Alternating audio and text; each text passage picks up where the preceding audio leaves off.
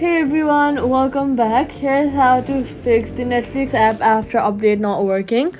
If the Netflix stopped working after an update, first restart your phone. This helps complete the update process properly.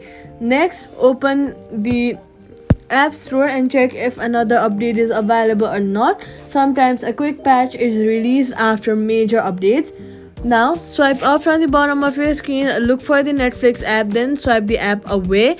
After swiping it away or force closing it, reopen it. Then try playing any video. If the app still does not work, you have to go ahead and long press on the Netflix app icon, then tap remove app, then delete the app. After deleting it, head over to your app store, search for Netflix, and then reinstall the app from there. Now log in after reinstalling the app to refresh data. If the issue continues after it, update your phone software as well.